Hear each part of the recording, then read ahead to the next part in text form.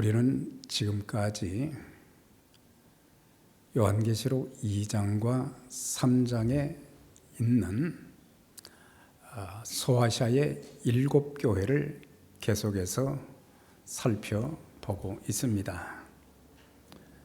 특별히 주님께서는 7교회에게, 에베소 교회에게, 스무나 교회에게, 버가모 교회에게, 또한 두아디라 교회, 사대 교회에게 여러 가지 모양으로 나타나셔서 그 교회들의 형편과 상황에 따라서 그들의 잘한 점, 칭찬할 부분에 대해서도 때로는 바로 서지 못한 책망할 그런 내용, 또 그들에게 권면도 하시고 또한 약속도 해 주시는 그런 말씀들을 들었는데, 이렇게 교회들마다 주님께서는 어떤 모습으로 나타나셨는가?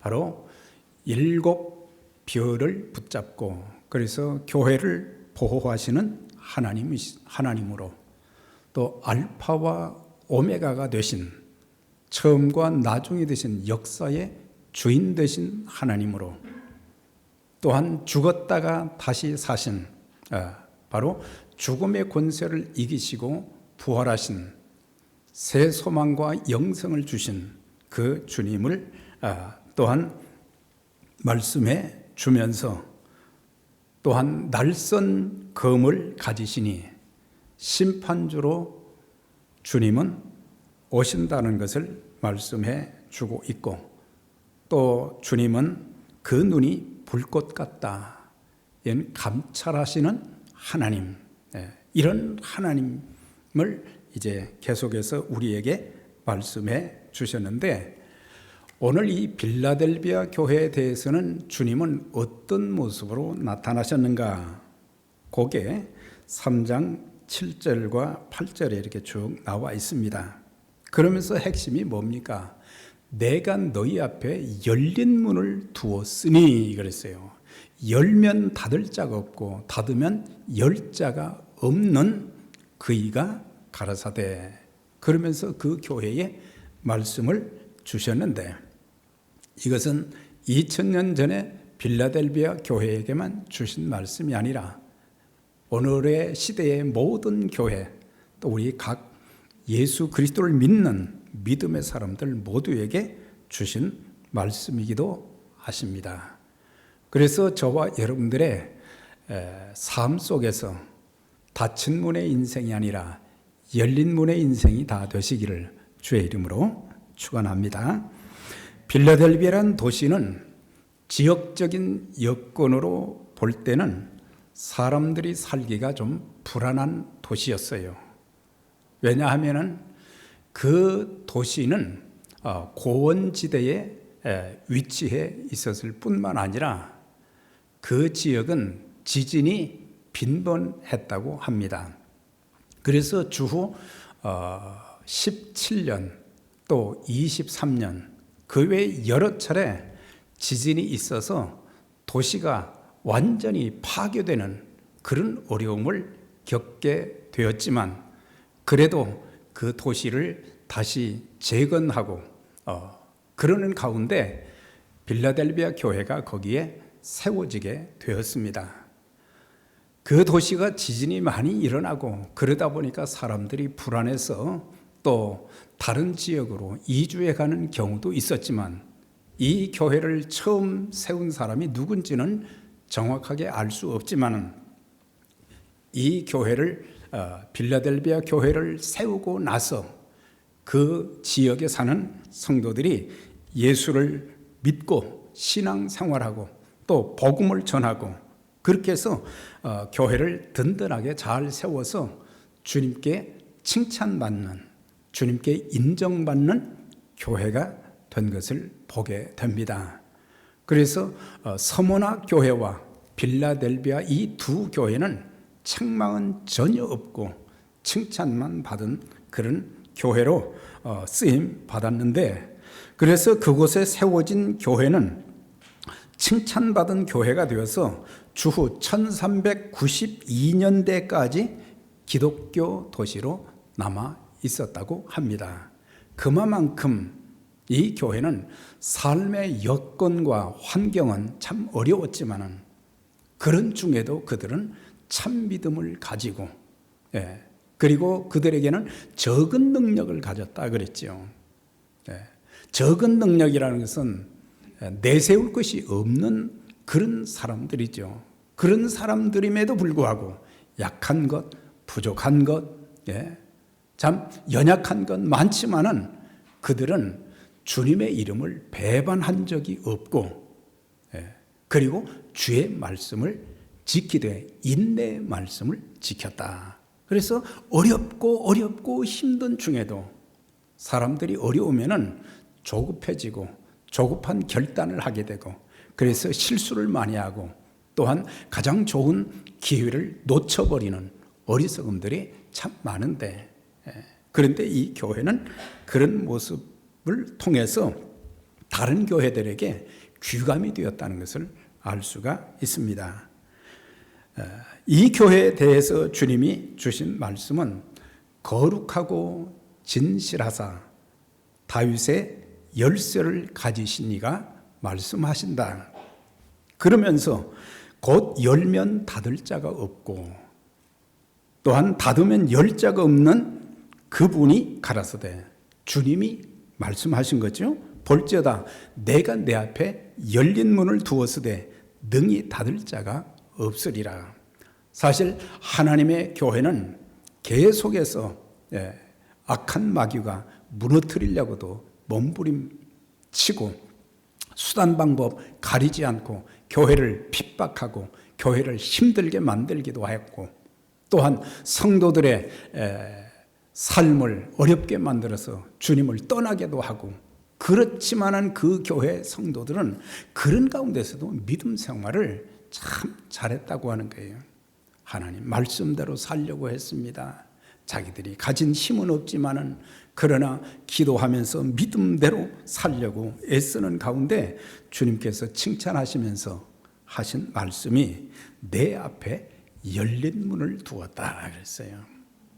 사실 세상에 사는 사람들 보면은 닫힌 문의 인생을 사는 사람들이 적지 않게 많습니다. 그리스도인들은 이 땅에 사는 동안 열린 문의 인생을 살아야 되고, 또한 열린 문의 인생을 살 뿐만 아니라 그런 사람들이 모인 교회 공동체는 어떤 교회로 쓰임받아야 되겠습니까? 열린 문 교회. 물론 여러 가지 모든 일에 하나님께서 복을 주신다는 의미도 있지만은 열린 문 교회는 바로 천국 문을 활짝 여는, 그래서 지옥 갈 영혼들을 주님 앞으로 인도하는 그 귀한 사역을 신실하게 감당하는 교회야말로 하늘문이 열린 교회예요. 하늘문을 열어주실 때 하나님께서 이 땅의 삶도 하나님이 책임져 주시는 것입니다. 그런데 여기 보면 거룩하신 분이라 그랬어요.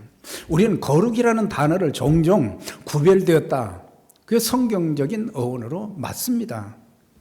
세상으로부터 구별되었다, 죄로부터 구별됐다. 구별됐다는 뜻도 있지만은 여기에서 거룩하신 분, 주님이 어떤 분이신가? 그것은 주님의 신성과 메시아 되심을 다른 말로 나타낸 것이 거룩이라고 하는 단어입니다. 그래서 주님이 어떤 분이십니까? 주님은 신성과 인성을 가지신 분인데, 특별히 그분은 신성을 가지신 분으로, 신성을 말할 때는 뭘 말하느냐? 하나님을 말할 때는 그분은 신성을 가지신 분이시다.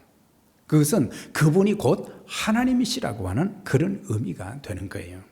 그래서 예수님 하면은 단순히 그분이 인간의 몸을 입고 이 땅에 오셨다는 그것만 강조할 때가 많은데, 본래 그분은 하나님이셨다는 거예요. 태초에 말씀이 계시니라. 이 말씀이 하나님과 함께 계셨으니 이 말씀이 곧 하나님이시라 그랬어요. 그래서 말씀을 누구를 가리키느냐? 예수님을 가리키신 거예요. 그래서 예수님은 곧 하나님이시다라고 하는 것. 또한 메시아 되심. 그분은 바로 메시아라는 것은 기름 부음 받은 자. 유대인들이 참 그렇게 고대했던 정체적인 메시아가 아니라 바로 죄와 사망 가운데서 건져 주실 메시아. 그래서 마태복음에서는 예수님의 탄생에 대해서 말씀하시면서 죄 가운데 있는 자들을 구원하실 자, 죄에서 구원하실 분이다. 그렇게 말씀을 했던 것을 보게 됩니다. 그래서 주님의 신성과 메시아 되심을 다른 말로 표현하는 것이 거룩하시다. 거룩하시다. 뿐만 아니라 우리 주님은 흠과 티가 없으신, 죄가 없으신 분이시다. 우리가 그걸 분명히 알아야 돼요. 요한일서 3장 5절에 보면 그가 죄를 없애려고 나타나신 것을 너희가 아나니 그에게는 죄가 없으시니라 그랬어요. 죄를 가진 자가 죄를 대신할 수가 없는 거죠. 그래서 예수님은 죄 없으신 분으로서 죄 있는 자들을 대신해서 친히 십자가를 지셨고 고난을 받으셨고 물과 피를 다 흘리셨고 생명까지 주셔서 죄인들을 대신해서 죽으심으로 구속의 은총을 베풀어 주신 것입니다.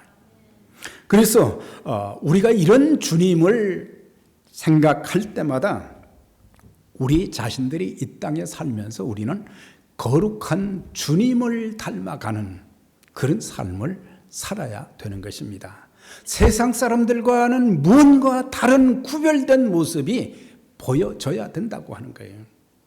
우리에게 직분을 가진 것, 우리가 교회 나오는 것, 우리가 성경을 읽는 것, 그것만이 아니라 세상에 나가서 우리의 삶의 모든 모습이 세상 사람들과는 다른, 불신자들과는 다른 주님을 닮은 아름다움이 우리의 삶 속에서 나타나져야 되는 것입니다. 그래서 우리는 되는 대로 살면 안 되는 거예요. 하나님을 닮은 존재로 하나님께서 하신 말씀대로 우리가 살아가야 될 그런 책무, 그게 있는 거예요. 그분은 진실하신 분이라 그랬어요. 예수님의 본체가 바로 진리이십니다. 내가 곧 길이요 진리요 생명이라. 예수님 자신이 생명이시고 예수님 그분이 길이시고, 그래서 우리가 예수님을 믿음으로 바른 길을 찾아 들어가는 거예요. 사람들은 길을 못 찾아서 헤매게 됩니다. 이 세상에서 방황하는 사람들이 얼마나 많습니까? 그런데 그분이 길이 되시고 진리가 되셨다 그랬어요. 그분 자체가 진리시고 그분이 주님께서 말씀하시고 또 주님께서 사셨던 삶의 모습 전체가 진리요 진실한 삶이었다고 하는 거예요. 그래서 적어도 우리가 이런 주님을 믿는다고 하면은 우리의 삶 속에 진리의 말씀을 생명처럼 붙잡고 살아야 되고, 그 다음에 진실된 삶을 살아야 돼요.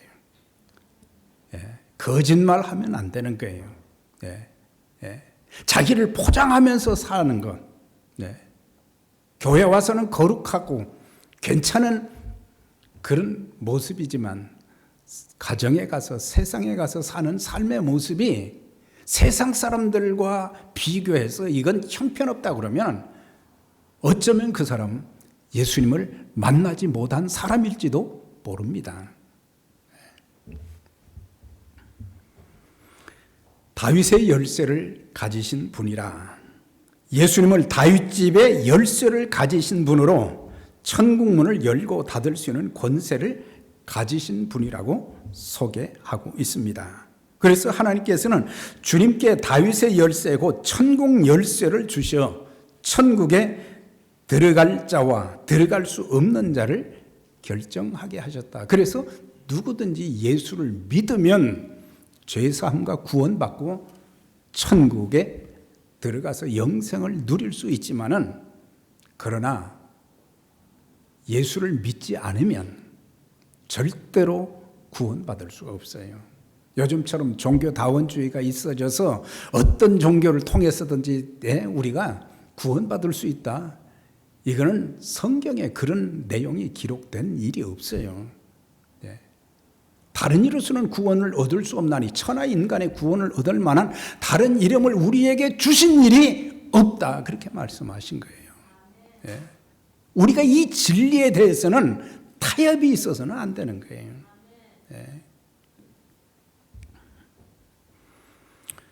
우리 주님께서는 하늘과 땅의 모든 권세를 가지셨고 하늘 문을 열고 닫으실 수 있는 그런 권한이 있으십니다. 교회의 문도 또한 우리 가정의 축복의 문도 열고 닫으실 수 있는 분이십니다. 자녀의 태의 문도 열고 닫으시며 그래서 성경에 보면 태의 문이 닫힌 자녀를 생산하지 출산할 수 없는 임신할 수 없는 그런 여인들이 적지 않게 많았어요. 그런데 하나님께서 그 몸은 임신이나 출산할 수도 없었지만 하나님께서 은혜를 주셔서 그들을 생각하셔서 태문을 열어주셔서 아이도 갖게 해주시고 또한 잘 자라게 하시고 그래서 태문도 열고 닫으시며 내 인생의 앞길도 열어주실 수도 있고 닫으실 수도 있는 절대적 권세를 가지신 하나님이시다. 저도 지금까지 이렇게 인생을 돌아보면서 제가 신앙생활은 굉장히 좀 오래 했다고 자부하지만 그것보다는 어떤 때는 제 인생에 문이 닫혀 있는 그런 경험을 적지 않게 했어요. 그래서 기도할 때마다 하나님 은혜 주시되 하나님 문 좀 열어주세요. 전부 사방을 둘러보아도 문이 없습니다. 열고 나갈 수가 없습니다. 그때마다 하나님께서 하나씩 문을 열어주셔서 또 나가게 하시고 인도해 주시고 은혜 베푸시고 축복해 주시는 것을 참 많이 체험하게 되었는데 여러분들의 인생의 문도 하나님께서 활짝 열어주시기를 주의 이름으로 축원합니다. 자, 그래서 저는 오늘 이 본문을 통해서 세 가지의 내용을 말씀을 드리려고 하는데 첫째는 열린 문에 대해서, 둘째는 열린 문 교회가 될 수 있었던 이유, 세 번째는 열린 문 교회에 주시는 축복, 이 세 가지 중에 오늘은 앞부분만 말씀을 드리도록 그렇게 하겠습니다. 그래서 예수 믿는 사람들은 이제 예수를 믿기 때문에 하늘 문이 열려졌는데 인생의 문도 열려져야 되는 거예요. 우리가 신앙생활하면서 닫힌 문의 인생을 살아가는 사람들이 적지 않게 많은 것을 보게 됩니다. 특별히 하나님께 대한 마음의 문이 열려져야 합니다. 우리가 신앙생활의 시작은 언제부터입니까?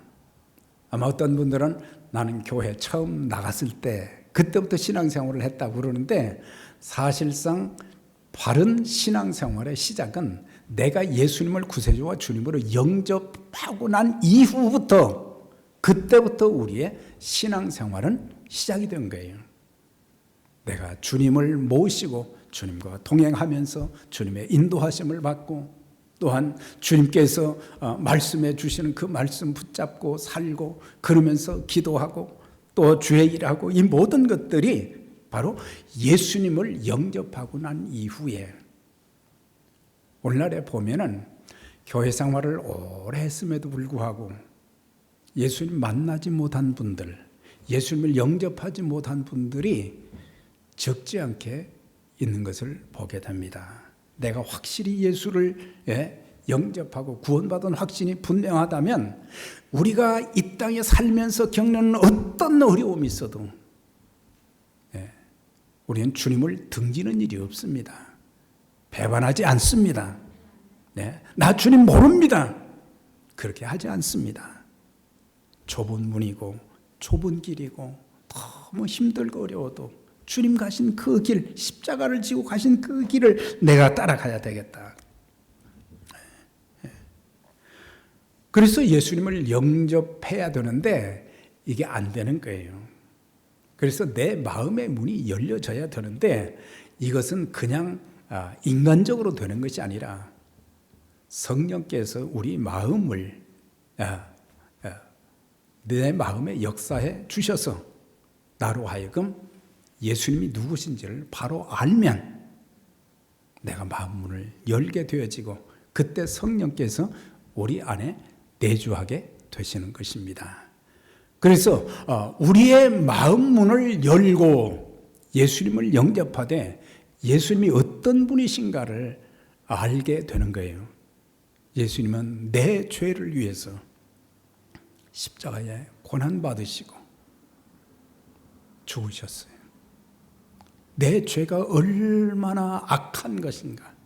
내 죄는 이 세상의 그 어떤 것으로도 용서받을 수 없는 것을 깨닫게 되어지니까 죄를 회개하게 되어지고 그 회개를 통해서 예수님을 영접하면서 삶의 방향을 바꾸기로 결정을 한 거예요.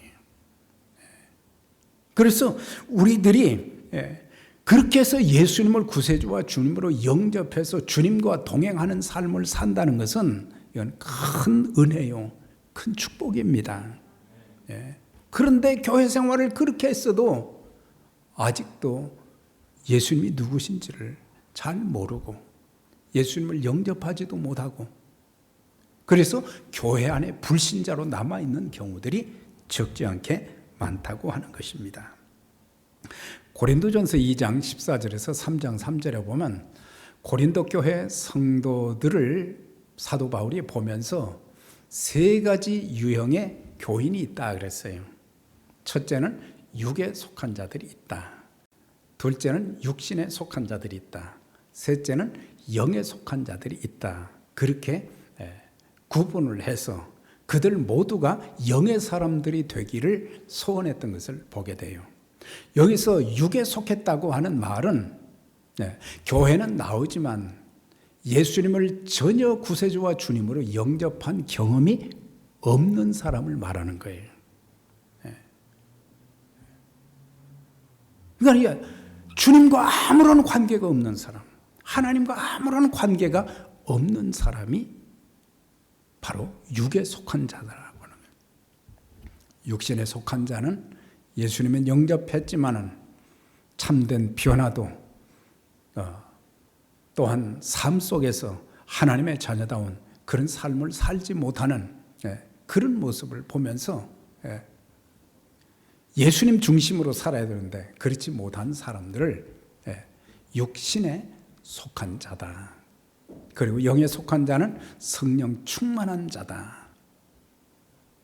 그래서 어떤 사람들은 성령 충만해서 기쁨으로 믿음 생활을 하는 사람들도 있고 그렇지만 또 어떤 사람들은 성령 충만하지 못하고 겨우 구원받은 상태로 교회 생활을 하는 사람들도 있지만은 그러나 육에 속한 사람들은 전혀 예수님을 영접한 일이 없는 주님과 상관없는 그런 사람들. 그래서 혹시라도 여러분들 중에 여러분들 가족들 중에 아직도 예수님을 개인적으로 만난 경험이 없는 영접하지 못한 분들이 있다면 기도한 가운데 복음을 전하는 가운데 온 가족이 다 예수 믿고 구원받는 역사가 있기를 주의 이름으로 축원합니다. 영접하는 자 곧 그 이름을 믿는 자들에게는 하나님의 자녀가 되는 권세를 주셨다 그랬어요. 그 다음에 또 한 가지는 인간관계 속에서 닫힌 마음의 문들이 열려져야 됩니다. 신앙생활하면서 첫째는 예수님 만나는 것이고 둘째는 뭡니까? 사람들과의 관계에서도 닫힌 관계가 되면 안 되는 거예요. 열린 그런 관계. 우리가 마음이 닫히면요, 사실 사람들끼리 대화가 없어요. 대화가 되지도 않고 기쁨이 없어요. 또한 괜히 미움이 막 생기게 되죠. 또 답답하다 보니까 마음에 병도 생깁니다. 또 이런 사람들이 하나님 앞에 기도하면 기도응답이 되느냐? 기도응답도 없어요. 우리가 예수 믿는다는 것은 하나님께도 사람에게도 마음을 열어놓았다는 거거든요. 그러니까 내 마음이 열려서 예수님을 나의 삶의 주인으로 모신 것처럼 인간관계에서도 십자가가 그거잖아요. 하나님과 나와의 관계, 사람과 사람 사이에 막힌 관계가 열어진 것이, 그것이 십자가잖아요. 네. 그런데 우리가 신앙생활을 하면서 하나님과의 관계는 이렇게 열려져 있다고 하면서 교회 생활하고 예배 생활하고 그렇지만은 사람과의 관계가 딱 막혀버려 있는, 그것은 뭐겠습니까? 화목하지 못했다고 하는 거예요. 우리가 화목에 대해서 십자가를 통해서 우리는 하나님과 화목했고 또 사람들과도 화목해야 되는데, 사실 우리는 불화한 사람들이 너무 많아요. 지금까지 우리가 살아오면서 참 나에게 기쁨을 준 사람들이 적지 않습니다.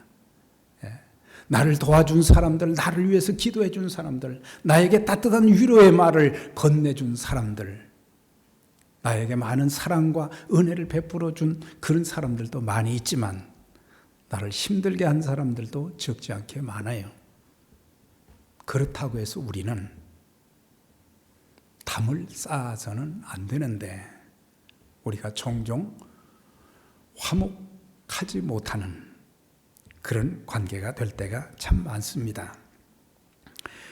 우리가 서로 화목하게 될 때 드리는 예배와 기도와 찬송과 헌물을 하나님이 받아주시는 거예요.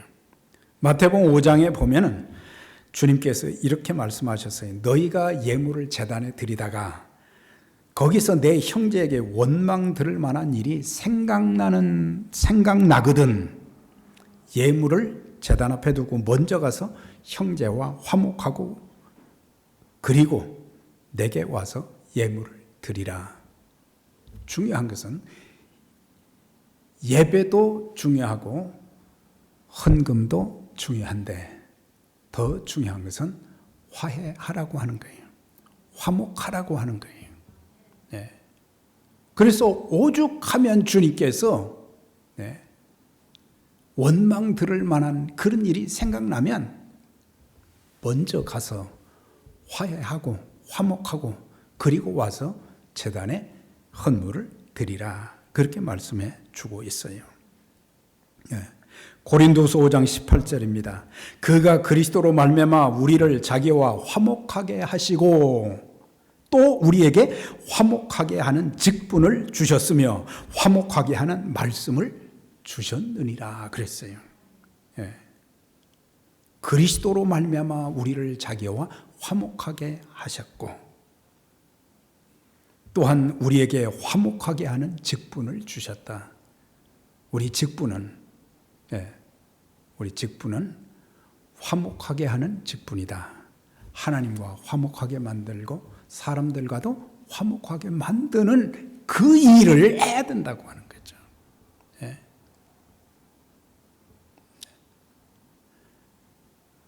그 사람이 마음을 열지 않으면 어쩔 수 없지만 나는 내가 미워하지 말고 용서하고 내 스스로는 항상 문을 열어두라 이거예요. 그래서 닫힌 문들이 열려져야 되고 그 다음에 특별히 교회적으로는 영혼 구원의 문이 열려져야 됩니다. 하나님의 교회는 영혼들을 구원하는 바로 안식처예요. 저는 교회 생활을 아무것도 알지 못한 상태에서 했는데 교회를 통해서 예배를 드리면서 그리고 말씀을 들으면서 예수님이 누구신지를 알게 되었어요. 하나님을 알게 되었어요. 네. 그래서 예수님을 구세주와 주님으로 영접하는 그런 역사가 있었던 거예요. 그래서 저는 교회 생활이 정말 중요한 것을 깨닫게 된 거예요. 네. 세상에서는 이런 진리를 가르치지 않잖아요. 그런데 교회에서는